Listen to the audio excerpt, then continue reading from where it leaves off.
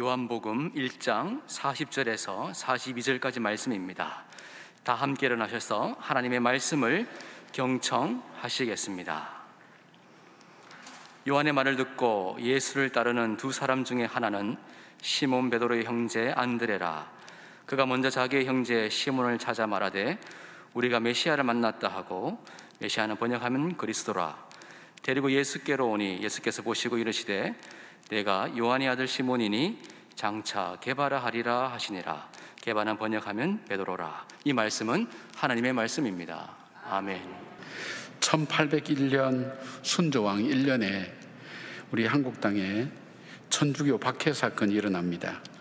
신유 박해라고 불려지는 이 사건으로 인해서 기독교, 엄밀히 말하면 천주교를 따르는 많은 사람이 피해를 입게 됩니다. 처양당하거나 귀향을 가게 되는데, 이 귀향 간 사람들 중에는 여러분들이 잘 아시는 목민신서를 쓴 다산 정약용 선생과 그의 형인 정약전이라는 분이 있습니다. 최근에 만들어진 다산오보라는 영화는 정약전이라는 분의 귀향지인 흑산도 생활을 배경으로 만든 그런 내용이지요. 이 마을에는 이 육지 부자의 첩외자식으로 머리가 좋고 향학열에 불타는 청년 어부인 창대란 청년을 만나게 됩니다. 그런데 놀라운 것은 이 청년은 바다의 식물과 어류에 대해서 예리한 관찰력으로 많은 지식을 갖고 있게 됩니다. 공부를 하려고 하지만 선생님이 없었던 이 청년과, 그리고 이 청년이 가지고 있는 이 바다 생물에 대한 많은 지식에 대해서 서로가 매력을 느낀 두 사람은 서로가 스승과 제자가 되기로 그렇게 약속을 합니다. 정약전은 성략을 가르쳐주고, 바로 이 청년은 이 정약전 선생에게 바다 생물에 대한 것을 가르쳐주는데, 그것을 자세히 적어서 책으로 만든 것이 요즘 생물 도감처럼 만들어진 그런 책입니다. 아주 가치 있는 그런 책이 되죠. 이 창대라는 청년은 정약전의 인물됨과 가르침을 존경하고 참 따르기를 원합니다. 그리고 열심히 배우고 공부를 하게 됩니다. 그러나 정약전은 단순히 성리학만이 아니라 정말 이 나라가 바뀌어지고 새롭게 하기 위해서는 서양 학문, 천주교를 받아들여야 된다고 얘기하는데, 결국 그 말을 듣지 않죠. 자기의 실력과 자기의 능력이 됐을 때 결국 자기 선생을 떠나게 됩니다. 떠나서 육지로 나가서 벼슬을 하게 되죠. 그 정약전 선생은 그 책을 쓰게 되고요. 한번 보시면 참 많은 것을 느끼게 해주는 그런 책이라고 생각합니다. 근데 저는 여기서 제자라는 것을 생각해 봤습니다. 아무리 그에게 배우고 따르고 그리고 한다 할지라도, 자기가 나름대로 실력을 가지고 있다 할지라도 그 선생님의 가르침대로 살지 않으면, 그 선생님을 따라가지 않으면 제자는 될 수 없다는 생각을 많이 해봤습니다. 예수님의 12명의 제자들, 이 제자들은 예수님을 따라갔던 사람입니다.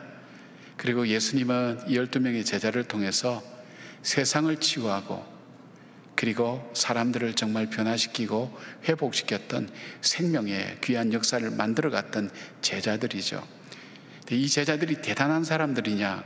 대단한 사람들이 아니라 잔 메가도 목사님이 하면 정말 평범한 사람들을 택하여서 하나님께서 비범한 인물로 사용하셨다고 그렇게 말씀을 하고 있습니다. 오늘 우리가 함께 나누기를 원하는 이 베드로라는 이 사람을 살펴보면, 하나님께서 어떻게 이 베드로를 정말 위대한 하나님의 사람으로, 제자로 만들어가는가 하는 것을 우리가 함께 나누면서, 오늘도 나를 불러주시고 제자의 삶으로 살기를 원하시는 주님의 초청이 어떤 것인지 그것을 다시 한번 깨달으면서, 그냥 단순히 예수 믿는 사람이 아니라 정말 예수를 따라가는 사람, 그리스도인이라고 불려졌던 것처럼 그리스도 안에 사는 사람, 그리스도인답게 사는 사람, 그리스도처럼 사는 사람, 그리스도와 함께 거하는 그런 참된 제자로서의 삶을 우리가 다시 한번 돌아볼 수 있는 계기가 되었으면 좋겠습니다. 평범한 베드로라는 사람, 그 사람을 통해서 하나님은, 우리 주님은 어떻게 이들을 하나님께서 쓰시는 사람으로 만들어갈 수 있었을까요? 첫 번째 요소는 예수님께서 이 제자 베드로를 찾아가셨다는 것입니다. 주님의 부르심은 다양하죠. 처음부터 바로 주님을 알기도 하는 방법도 있지만 대부분의 주님의 부르심 속에는 간접적으로 주님을 들을 수 있고 알 수 있도록 그렇게 만듭니다. 베드로는 이 예수님에 대해서 자기 동생 안드레를 통해서 소개를 받았습니다. 세례 요한이 그러는데 바로 저분이 메시아라고 그런 얘기를 들었다고 그 소식을 듣게 됩니다. 그리고 주님은 좀 더 피부에 와닿게 예수님이 누구인가를 소개하는 사건을 하나 준비합니다. 그것은 뭐냐면 베드로의 장모가 열병에 걸려서 헤어나오지 못할 때에 예수님은 그 베드로의 장모의 병을 낫게 해줌으로 인해서 베드로로 하여금 예수님에 대해서 그 마음을 열게 만듭니다. 점점. 그리고 결정적인 사건은 누가복음 5장에 나오게 됩니다. 바다에서 잔배가 굵은 이 베드로, 밤새도록 이상하게 그날은 그물을 던져도 고기가 한 마리 잡히지도 않는 겁니다. 자기가 최선을 다해서 먹고 살기 위해서 최선을 다했는데 아무것도 건져지지 못할 때 얼마나 허무한 아침을 맞이하겠습니까? 동은 토는데 허무한 아침을 맞이하며 그물을 걷는데 예수님이 그를 찾아온 것입니다. 찾아와서 배를 좀 띄워달라고. 아니, 난 빨리 마감하고 들어가야 된다고. 근데 내가 할 일이 있으니까 조금만 배를 띄워달라고. 배를 띄워줄 때 예수님은 그 배에 타시고 바다 그 가에서 사람들에게 말씀하시고 가르치십니다. 그리고 가르치시기를 다 한 다음에 베드로에게 이런 얘기합니다. 깊은 데로 가서 그물을 던지라고. 근데 이 베드로의 입장에서 보면 기가 막힌 일일 겁니다. 자, 자기는 바다에서 잔배가 굵은 사람이고 저 사람은 듣자니 목수인데 자기가 정말 노력하고 밤새 수고하고 애썼는데, 그리고 이 밝아지면 이 고기들이 이 깊은 데에 있을 수가 없습니다. 깊은 데는 고기가 있을 수가 없습니다. 불가능한 일입니다. 지금까지 자기 경험이나 지식이나 환경을 봤어도 불가능한 일인데 깊은 데로 가서 그물을 던지라니까. 그래서 베드로가 이런 얘기합니다. 아마 자기 장모 열병을 고쳐준 것에 대한 은혜를 갚는다는 입장에서 했을지 모르겠습니다. 그러나 어쨌든 베드로는 이런 얘기합니다. 내가 말씀에 의지하여 그물을 던지겠다. 내가 지금 상황이나 사건이나 내 지식이나 경험이나 여기 수없이 그물을 다 던져봤다고. 다시 그물을 던져야 될 이유도 없고 그럼 뭐 근거도 없지만은 내가 단 한 가지 이유가 있다면 당신이 말씀하시는 그것에서 그물을 던지겠다. 이거는 베드로에게서 자기 상식을 뛰어넘고 자기의 경험과 자기의 모든 것을 뛰어넘는 전혀 생각할 수 없는 일을 하는 겁니다. 그런데 놀랄만한 일이 일어난 겁니다. 고기가 가득 잡혀서 그물이 찢어질 정도로 고기가 잡혀서 올라오게 된 것입니다. 이것은 굉장한 충격입니다. 우리는 그냥 우리같이 뭐 바다를 잘 모르고 고기를 못 잡는 사람은 고기가 많이 잡혔구나 그럴 수도 있지 이렇게 생각하지만 베드로처럼 고기를 잡는 전문가 입장에서는, 전문가라는 건 뭡니까? 예외라는 것이 별로 없잖아요. 우리는 뭐 예외라는 게 많지만은 일어날 수 없는 일들이 일어난 거예요. 자, 그토록 잡기를 원했던 고기가 그만큼 잡혀졌으면 고기에게로 쫓아가서 기뻐해야 되는데 그러지 않고 예수님에게로 와서 무릎 꿇고 엎드리면서 뜬금없는 얘기를 합니다. 주님, 제가 죄인입니다. 나를 떠나십시오. 무슨 뜻일까요? 베드로에게는 엄청난 충격입니다. 저 바다의 깊은 속까지 아시는 주님은 내 마음도 내 삶도 아신다고. 내가 얼마나 죄인이라는 것도 알고 계실 거라고. 내가 그 주님과 함께 할 수 없다고. 떠나라고, 나를 떠나달라고 그렇게 부탁합니다. 이거는 굉장한 충격입니다. 베드로에게는. 그 충격인데 예수님께서 이렇게 말씀합니다. 내가 너로 하여금 사람을 낚는 어부가 되게 했다고. 나를 따라오느라. 거기에서 베드로는 배와 그물을 버려두고 예수님을 따라가게 된 계기가 됩니다. 주님의 부르심 앞에 따라가게 됩니다. 자, 이렇게 말을 돌려서 우리가 잠깐 생각해 보죠. 여러분은 왜 오늘 교회 오셨어요? 오늘뿐 아니라 왜 예수 믿는 사람 되셨어요? 신기하잖아요, 여러분. 여러분 시간 내야 되죠. 물질 들여서 헌금해야 되죠. 봉사해야 되죠. 밖에서 알바하면 그래도 돈을 주는데 여기는 봉사하고도 하나님 봉사할 수 있어서 감사합니다. 헌금하고도 많이 못 드려서 죄송합니다. 세상에 이런 곳이 어디 있습니까? 이상하다고 생각해 본 적 없습니까? 근데 내가 왜 그러고 있지? 한번 생각해 보지 않았어요? 내가 왜 이렇게 살지? 내가 왜 오늘 이 시간 여기 와 있지? 주님께서 왜 나를 부르셨을까? 그런데 이것을 연구하고 고민하고 생각했던 많은 사람들이 갖는 하나의 결론이 있습니다. 모른다는 겁니다. 왜냐하면 내가 예수님을 믿고 예수님을 따라갈 그 이유가 나에게서나 환경 속에 없다는 겁니다. 전적으로 그것은 하나님에게 속해 있고 주님께 속해 있기 때문에 그것을 신비요 은혜라고밖에 표현을 하지 못합니다. 왜요? 나를 알아갈수록, 예수님을 알아갈수록 그럴 수 없는 죄인이, 바로 그럴 수 없는 죄인들을 하나님께서 부르셔서 자기 백성 삼으시고 자녀 삼으셨다는 그 사실, 소망 없는 우리에게 참 소망을 주셨다는 그 사실을 깨달으면 깨달을수록 이것은 신비요 하나님의 은혜라고 밖에는 표현할 수 없습니다. 성경은 그래서 이렇게 말씀합니다. 너희가 나를 택한 것이 아니요 내가 너희를 택하여 세웠다고 말씀합니다. 저와 여러분의 부르심도 거의 비슷한 패턴입니다. 여러분 속에 온전히 고요히 부모님이 믿는 믿음의 사람이라 할지라도 힘든데 여러분이 어떻게 교회 나오시게 되었습니까? 여러분에게 충격적인 무엇인가 있었을 겁니다. 이것은 내 상식으로는 일어날 수 없는 일들, 내 상식으로는 이해할 수 없는 일들, 내 머리로는, 내 지혜로는 이해할 수 없는 일들이 내 인생 속에 일어났고, 이 인생 속에 몸부림치면서 부르심의 귀를 열고 마음을 열었던 겁니다. 이동호 목사님은 그럼에도 불구하고 베드로가 주님의 부르심 앞에 응답할 수 있었던, 주님이 미리 준비하셨던 베드로의 헌신이 있다는 거예요. 베드로의 응답이 있다는 게, 그게 뭐냐면 배를 띄울 수 있는 섬김. 이건 섬김이 없으면 불가능한 거예요. 배를 띄울 수 있는 섬김. 그리고 깊은 데로 가서 그물을 던지라 그럴 때 그 그물을 던지라는 것을 믿었던 작은 믿음, 말씀에 의지하여 던졌던 작은 믿음, 또 하나 있다면 나를 따라오너라 할 때 따라갔던 순종, 이것이 바로 베드로를 부르신 그 주님의 부름 앞에 응답하며 그가 제자가 된 첫 번째 시작이었다고 그렇게 이야기를 합니다. 돌아보면 우리가 인식할지 모르지만은 여러분도 이런 과정을 거쳤을 겁니다. 주님 앞에 내 시간의 헌신, 섬김, 내 물질의 섬김, 또 다른 사람의 이야기를 들어주는 그런 섬김, 예를 들면 이런 것들이 있었을 것입니다. 그리고 겨자씨만한 작은 거지만 그물을 던지는 그런 믿음도 있었을 것입니다. 그리고 주님께서 따라오를 때 10마디 중에 한마디라도 그 말씀 듣고 따라갔던 그 발자국의 흔적들이 오늘 저와 여러분을 이 자리에 있게 했다는 것입니다.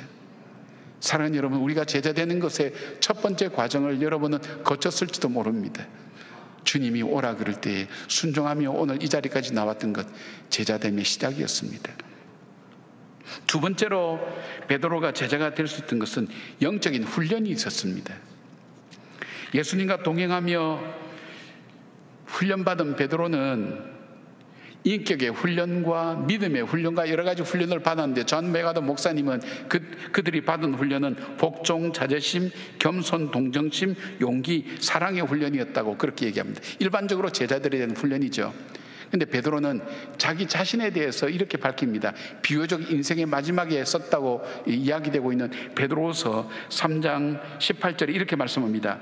오직 우리 주 곧 구주 예수 그리스도의 은혜와 그를 아는 지식에서 자라가라. 영광이 이제와 영원한 날까지 그에게 있을지어다. 세 가지로 요약될 수 있습니다.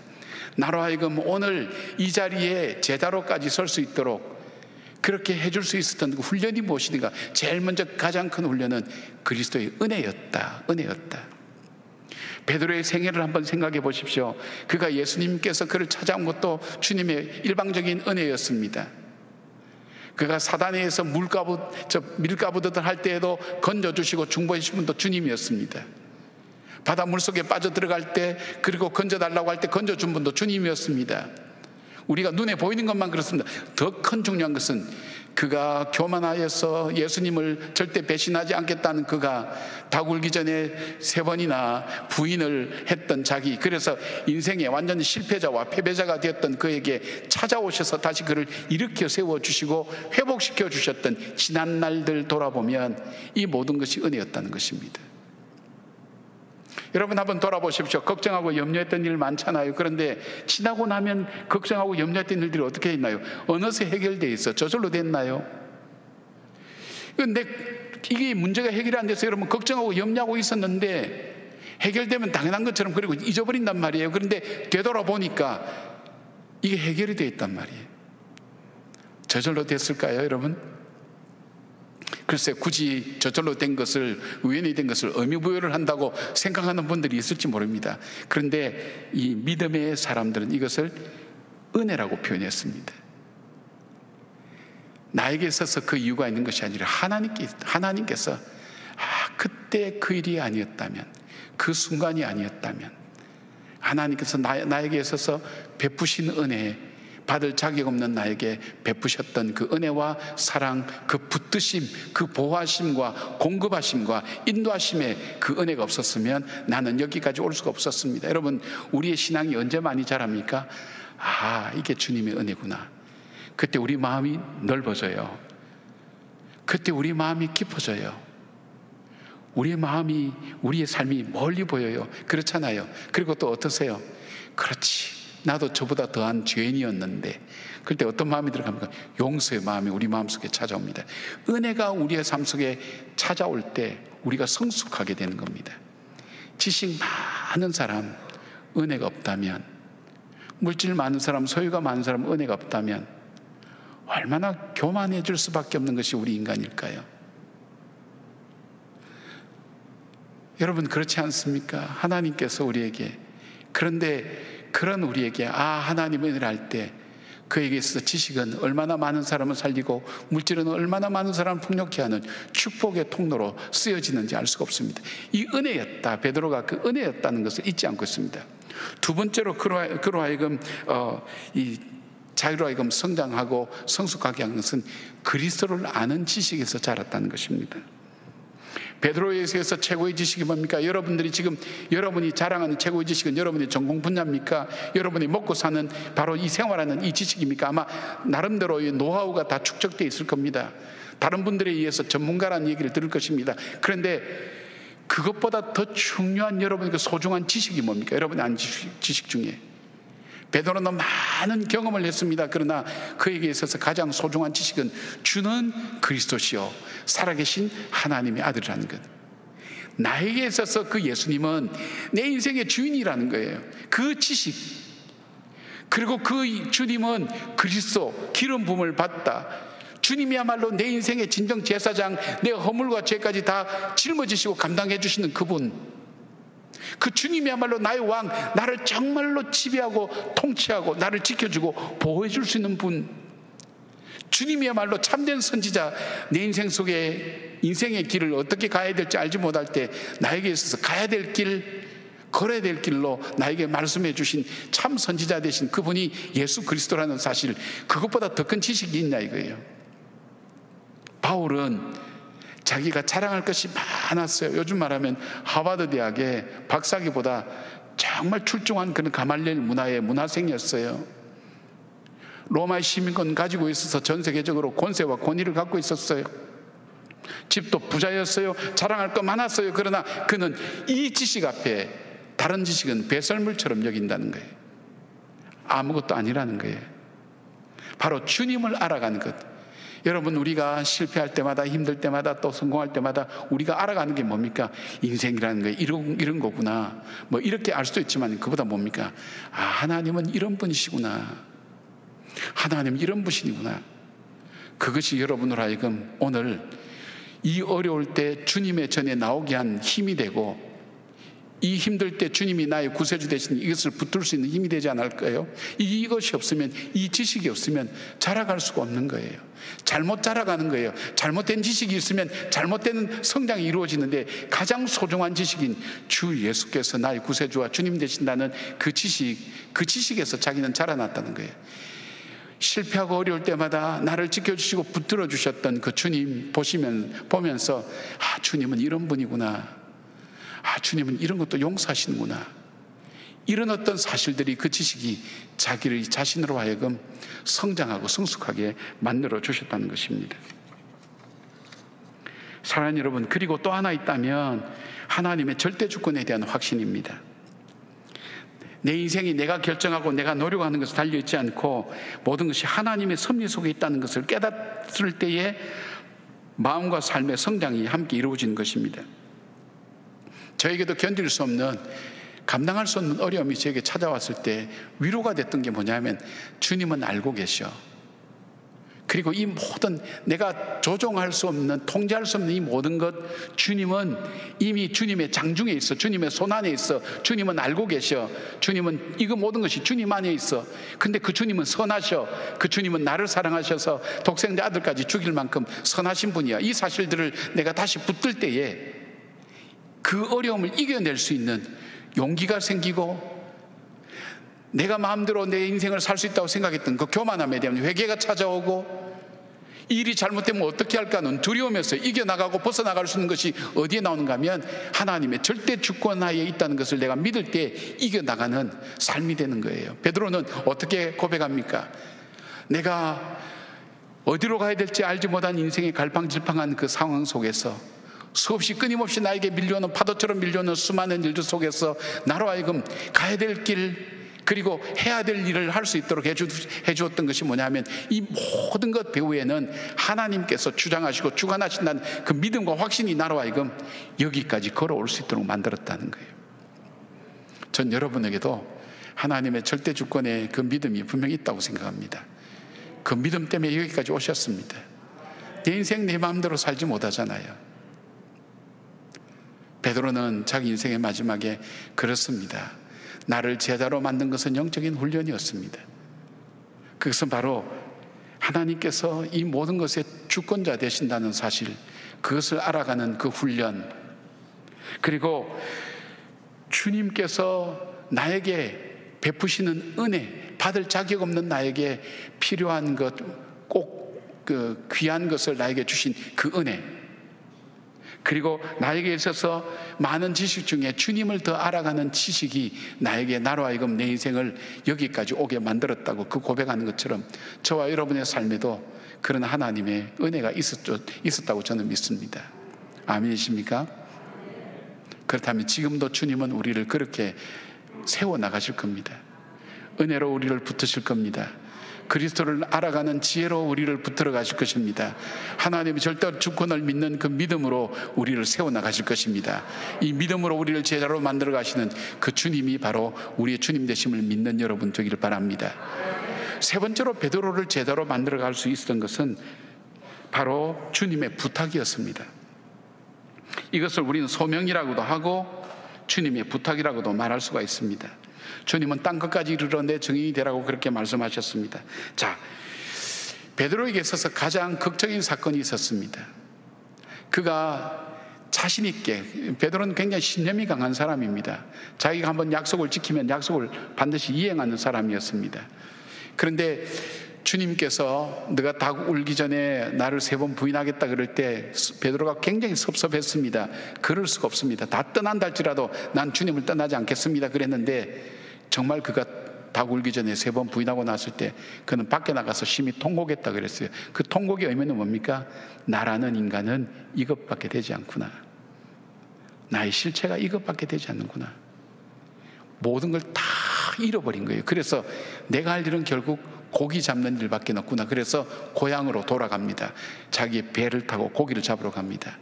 근데 그날도 고기를 잡는데 한 마리도 잡히지 않았습니다. 그물을 걷고 있는데 웬 분이 오시더니 깊은 데로 가서 그물을 던지라고 그렇게 얘기합니다. 배 오른편에 그물을 던지라고. 바로 이 장면은 무슨 기억의 데자뷰라고 그런 얘기합니까?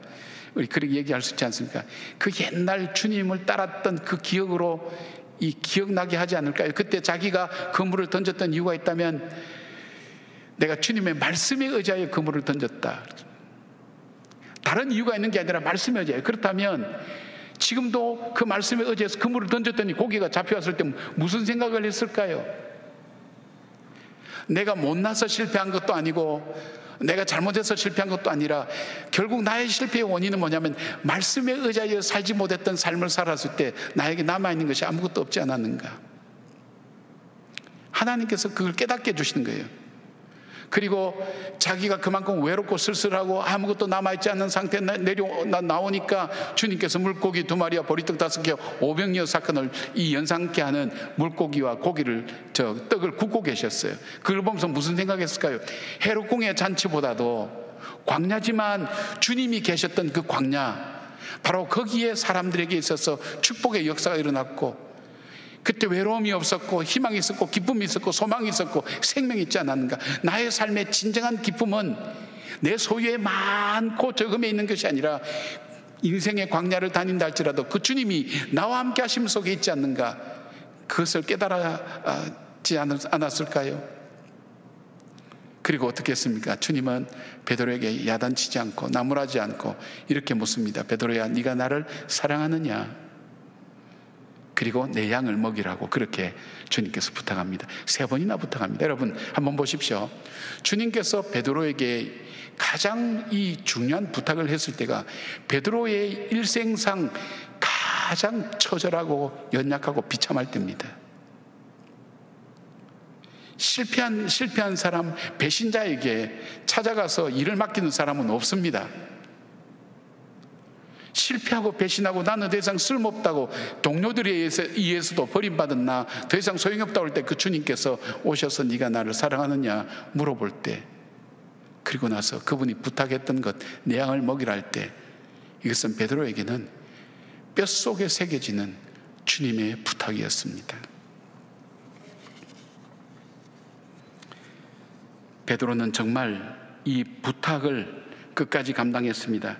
베드로전서 4장 8절에 그는 이렇게 얘기합니다. 무엇보다도 뜨겁게 서로 사랑할지니 사랑은 허다한 죄를 덮느니라. 자기를 사랑해 주신 그 주님의 사랑에 귀한 은혜를 입고 여기까지 걸어오게 된 그는 소중한 주님의 부탁을 끝까지 감당하는 것입니다. 그것은 주님께서 베드로에게만 부탁한 것이 아니라 저와 여러분에게도 동일하게 부탁한 것입니다. 유대 역사가 유세비우스는 로마의 교부였던 클레멘트의 증언을 이용해서 베드로가 십자가에 못 박혀 죽기 전에 자기 아내가 십자가에서 처형되는 장면을 억지로 지켜보아야만 했다고 합니다. 클레멘트에 의하면 베드로는 죽어가는 아내에게 이렇게 외쳤다고 합니다. 주님을 기억하세요. 주님을 기억하세요. 주님을 기억하라는 말 속에는 무슨 의미가 있을까요? 주님께서 우리를 용서하신 것 기억하라고, 주님께서 나를 구원하신 것 기억하라고, 주님께서 우리에게 다시 부탁하신 것 기억하라는 그 의미가 주님을 기억하세요 그 속에 있지 않을까요? 그리고 그 아내가 숨을 거두고 자기의 사형 자리가 돌아왔을 때 그렇게 요청했다 그럽니다. 나는 예수님처럼 바로 십자가에 못 박혀 죽을 만한 자격이 없으니 나를 거꾸로 십자가에 못 박아달라고 그렇게 부탁했다고 합니다. 베드로는 거꾸로 십자가에 못 박혀 죽으면서 끝까지 주님의 부탁을 이행했다고 합니다. 사랑하는 여러분, 참 우리가 제자 되는 것이 쉽지 않습니다. 그러나 그 주님께서 내가 제자 되기 위해서 달려가는 것이 아니라 그 주님께서 나를 제자로 만드시기 위해서 오늘도 부르시고 함께하는 귀한 모습을 보게 됩니다. 그리고 우리를 그 은혜의 자리로 초청하셔서 인도해 가는 것을 봅니다. 찬양팀 마커스에서 활동하는 소진영 자매라는 분이 있습니다. 이분의 간증이 있습니다. 꿈과 같이 자기가 이 사역을 하고 청춘에 참 그 힘을 가지고 사역을 하던 25대 된 어느 날 갑자기 한기를 느껴서 병원에 갔더니 그냥 평범한 병인 줄 알았더니 한 번도 들어본 적이 없는 만성 골수성 백혈병이라는 진단을 받았습니다. 이게 무슨 병인지도 몰랐어요. 혈액암이죠. 25대 이 애띤 이 자매한테 청천벽력 같은 이 이야기를 들었을 때 정신이 하나도 없는 거예요. 이게 대체 무슨 병인가? 울기도 하고 왜 내 인생 속에 이런 것이 일어날까 원망하기도 하고 했지만 현실은 그에게서 그 병이 찾아왔다는 겁니다. 그래서 그는 항암 치료에 들어가게 되었습니다. 독한 약을 몇 알씩 먹으면서 계속 치료를 받는데 이게 제대로 치료가 되려면 자기 오빠로부터 조혈모 그 세포 이식을 받아야, 조혈모세 세포 이식을 받아야만 사는데, 이게 단점이 뭐냐면 이 조혈모 세포를 이식받고 나면 임신을 못 한다는 게, 그래서 자기는 이 치료 방법을 택하지 않고 약을 먹겠다고 했다는 것입니다. 치료를 하던 중에 한 형제로부터 프로포즈를 받았어요. 자기가 처해 있는 모든 형편에 대한 얘기를 하니까 형제가 아무 말 없이 돌아갔는데 그 다음날 다시 와서 그래도 당신하고 결혼하겠다고 그렇게 왔습니다. 그래서 2010년도에 결혼을 하게 됐습니다. 투병 후에 5년 만이라고 합니다. 그런데 아이를 갖기 위해서 약을 끊어야 되는데 의사 선생님도 그리고 가족들도 다 반대하는 거예요. 그러나 이 여자의 본성, 엄마 되고 싶은 그런 마음들이, 그러면 1년 동안 내가 약을 끊고 그 안에 아무런 일은 일어나지 않으면 내가 그냥 치료를 계속 하겠다고 1년 동안 약을 끊고 아이를 기다렸지만 애가 생기지 않는 거예요. 이제 한 1년이 끝났어요. 이제 약을 먹어야 되는 그 점에 딸을 임신하게 된 겁니다. 얼마나 하나님께 감사하고 감격했는지 이루 말할 수가 없었습니다. 근데 문제는 아이가 태어났을 때에 이 아이가 정상이 아니라는 것을 알게 된 겁니다. 귀에 청력에 문제가 있다는 걸 알게 됐습니다. 이 자매의 표현에 의하면 자기가 백혈병 걸렸을 때보다도 더 큰 충격과 아픔이, 너무 뼈에 사무치는 아픔이 찾아왔습니다. 내 자녀가 이런 나 때문에 이런 병에 걸렸다니, 그런 어떤 장애가 됐다니 생각할 때, 그래서 이 젖을 먹일 때마다 울면서 하나님께 기도했다는 겁니다. 그런데 기도하고 얼마 기간이 지난 다음에 아이가 정상이라는 진단을 받았습니다. 뛰듯이 기뻤습니다. 그러면서 그가 마음의 고백을 담아서 글을 하나 적었어요.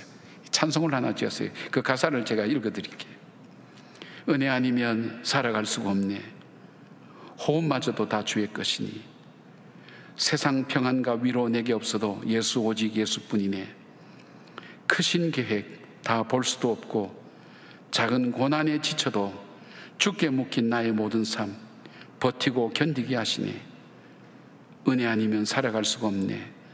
나의 모든 것 다 주께 맡기니 참된 평안과 위로 내게 주신 주 예수 오직 예수뿐이네. 주님의 크신 계획 다 알 수 없고 작은 고난에 묶여서 시련에 시달려도 주께 묶인 나의 인생, 그 장중에 내 인생이 있다는 것, 그 은혜가 아니면 살아갈 수 없다는 그 고백을 어린 나이에 처절하게 깨달았던 귀한 자매의 입술 속에서 그 은혜가 아니면 살아갈 수 없다는 그 고백을 함께 찬양하고 있는 겁니다. 사랑하는 여러분, 그렇습니다. 주님은 오늘도 우리를 찾아오십니다. 그리고 우리를 하여금 제자 되도록, 주님을 따라가는 삶이 되도록 우리를 초청하고 계십니다. 그리고 주님은 오늘도 우리를 만들어 가십니다. 은혜로 부어주시고, 때로는 주님 고난과 시련을 통해서 그리스도를 아는 지식을 우리에게 더 풍성하게 하시면서 주님은 이런 분이구나 하는 것을 알게 합니다. 깨닫게 합니다. 사건을 통해서도 보게 하시고, 그리고 자기의 삶을 통해서도 바라보게 하십니다. 꿈을 통해서도 역사하십니다. 그리고 내 인생이 내 손에 달려있지 않고 하나님 손에 있다는 것을 깨달으면서 내가 가진 것 하나씩 내려놓고 주님께서 내게 원하시는 삶을 하나씩 따라가는 바로 그 제자들, 그것이 바로 저와 여러분들입니다. 여러분의 살아온 지난 날들 결코 그냥 살아오지 않았습니다. 주의 은혜로 살아왔습니다. 지금도 은혜로 살아갈 것입니다. 그 주님 앞에 오늘 주실 그 은혜를 바라보며 잠시 기도하는 시간 갖겠습니다. 잠깐 기도하겠습니다. 하나님, 살아온 것이 주의 은혜입니다. 주께서 지금까지 저를 붙들어 주셨습니다. 주님을 알지 못하는 나를 깨닫게 해주셨습니다. 주님, 이 시간 그 은혜를 다시 구합니다. 주님, 은혜가 아니면 살아갈 수가 없었습니다. 살 수도 없었습니다. 주님, 나를 붙들어 주시기를 원합니다. 주님을 아는 지혜와 지식이 내 안에서 자라게 하시고, 내 인생이 내 손에 있지 않고 주님 손에 있음을 다시 고백합니다. 주님, 내 마음을 붙들어 주시고 내 삶을 붙들어 주십시오. 이 시간 우리가 잠깐 우리 하나님 앞에 주님과 여러분만이 아시는 귀한 기도를 주님 앞에 올려드리겠습니다. 짧은 시간이지만 주님과 가장 가까이서 대화 나누시길 바랍니다. 아버지 하나님, 사랑하는 주님의 자녀들이 주님의 은혜를 구합니다. 은혜 아니면 살아갈 수 없기에 주님의 은혜를 구하는 한 사람 한 사람 머리 위에 주님 이 시간 임재하여 주시고, 엘리야를 하나님 품에 안고 어루만져 그를 회복시켜 주셨듯이 사랑하는 우리 성도들의 심령을 한 사람 한 사람 어루만져 주셔서 회복시켜 주시고 힘과 용기를 다하여 주시옵소서. 예수님의 이름으로 기도드립니다. 아멘.